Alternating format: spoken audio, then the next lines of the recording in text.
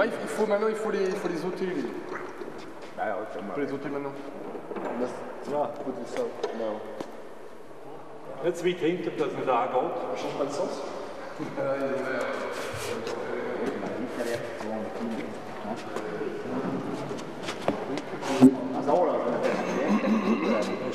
Lass mal ab. Was schlagen da ab? Mais attends, c'est quel bois?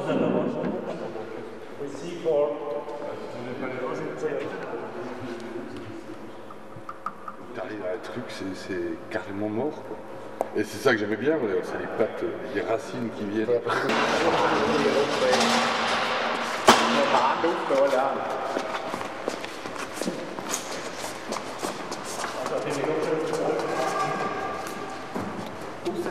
Moi j'aime beaucoup en fait l'effet retard qui est créé. J'appelle ça l'effet retard à cause de l'émission.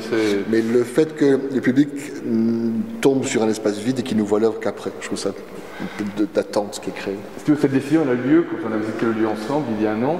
J'ai tout de suite compris que ce lieu fortement marqué par une activité industrielle passée, je pense que les gens aussi qui dirigent ce lieu ont un rapport fort avec ça, avec cette enveloppe, dans la ville, etc. Et moi, je n'étais pas forcément immédiatement concerné par ça. Et donc, j'ai choisi presque le réflexe inverse. C'est-à-dire que je me suis dit que j'en avais pas grand-chose à voir avec ce lieu, que l'œuvre que j'avais en gestation, elle était assez sophistiquée. Donc la seule solution, c'était de monter un mur comme une page blanche, comme un volume assez abstrait qui coupe le lieu foncièrement en deux. On notera aussi que le mur ne touche pas l'enveloppe, ça j'y tenais beaucoup, c'est un geste assez sophistiqué en fin de compte, pour créer un contraste maximum entre une œuvre qui me plaît beaucoup, qui est assez réussie je trouve, et cette enveloppe qui joue en dialogue en quelque sorte, mais un dialogue qui est réalisé par une mise à distance en quelque sorte.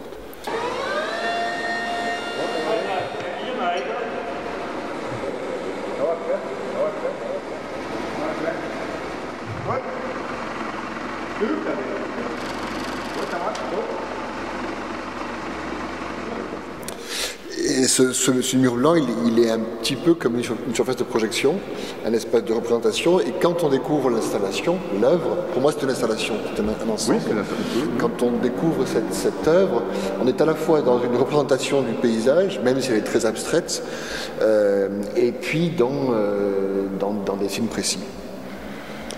Alors, en effet, on va dire le gros morceau, la grande partie, c'est Red Harvest.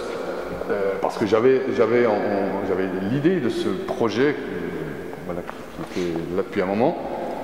Les rochers n'étaient pas prévus dans un premier temps. Et c'est vrai que les rochers ont été une sorte d'indice, plutôt d'objet indiciel. C'est un gros coup de sculpture comme ça, qui est fait vraiment pour redonner à l'enveloppe, au lieu, à l'architecture, toute sa légitimité. Et je pense que peut-être que les rochers prennent plus acte de l'échelle du lieu. Le grand tableau, le grand tapis, le grand tableau, appelons ça comme ça, c'est plus quelque chose d'iconique, de plat, c'est une surface dans laquelle on va se projeter en quelque sorte, on y reviendra, sur cette dimension comme ça qui consiste à observer un paysage à partir d'une balade et d'en prélever un morceau et de le redresser au mur pour en produire en fait une icône, voilà. C'est ça, on est aussi bien devant un fragment de paysage que devant un tableau. On est sur un rapport naturaliste et esthétique à la fois. Oui. On va mettre la sonde ici et le lever par là. Et après, il va basculer. Quand tu vas le lever, on va se déséquilibrer et ta sangle, elle va brancher dans les pieds. Alors, da ist das.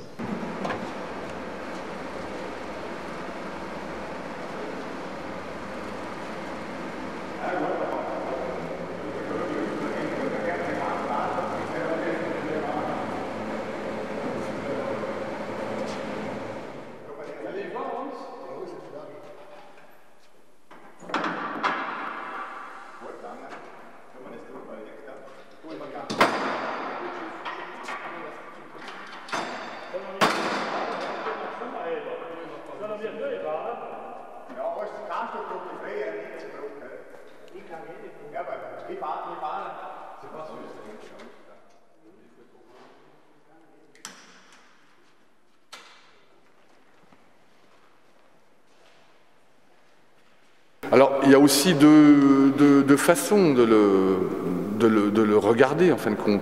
Il y a son aspect monochromique, c'est une grande surface rouge, et puis quand on s'approche, quelque chose apparaît comme ça d'assez violent, d'assez naturaliste.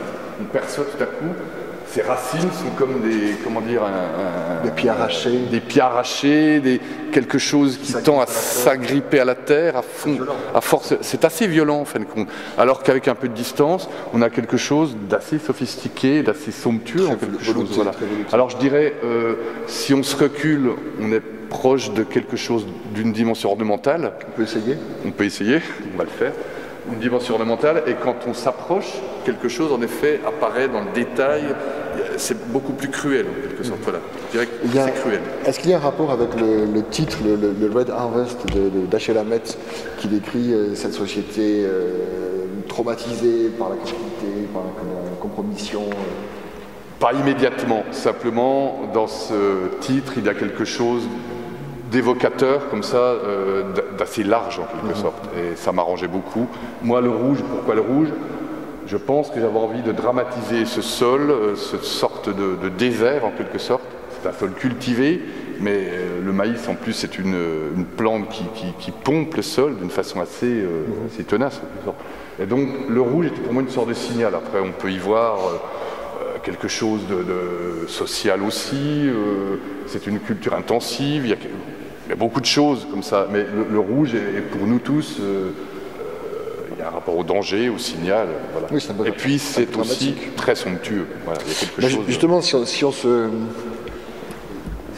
selon le point de vue qu'on occupe, il y a une vraie expérience de l'espace, et selon le point de vue qu'on occupe, on peut recomposer son paysage. On peut choisir de lire dans un même temps les rochers et le sol, de les placer différemment, et ça interroge aussi sur la place que nous on occupe dans cet espace réel de l'exposition, mais aussi mental du paysage. Oui, oui.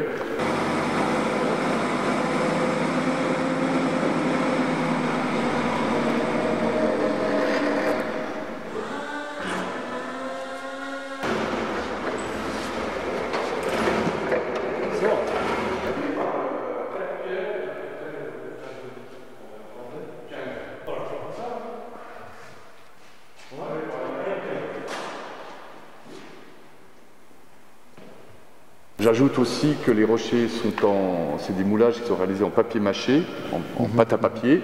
Donc on a quelque chose qui joue sur la représentation d'une sculpture, parce que si les rochers étaient vrais, ils pèseraient 15 tonnes. Et là on a une image d'une sculpture assez sophistiquée, parce que c'est en papier, c'est très léger.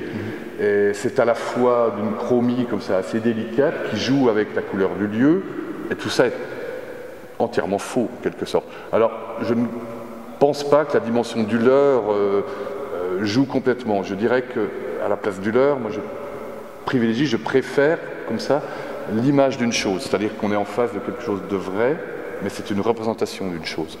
C'est plus ce côté-là qui m'intéresse. Comme le sol. Comme le sol, en effet. Comme le sol.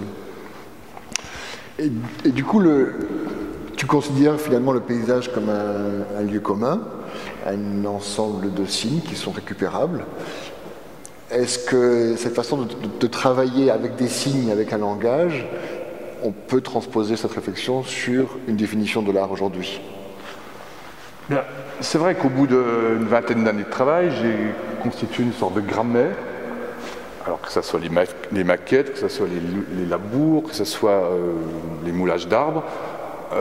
C'est une sorte de grammaire qui pour moi est disponible et qui est composable à l'infini.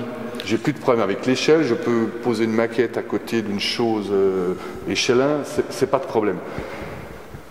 Je crois qu'avec cette grammaire, je crée des situations qui sont en regard de notre monde contemporain. Voilà, c'est une sorte de représentation. Et l'art, là-dedans, je pense que ça n'est qu'un écart produit avec le réel pour que l'on puisse d'autant mieux, comme ça, étudier, penser, réfléchir au monde d'aujourd'hui, au monde qui nous entoure. Voilà. Tu es content de l'exposition? C'est parfait, je trouve que c'est très très réussi. Ouais, je trouve que après, je ne sais pas ce que le public en pensera, mais pour moi, le contrat est rempli. Enfin, c'est tout à fait conforme à ce que j'avais projeté dans la maquette. On a bien bossé. Voilà. Ok, salut.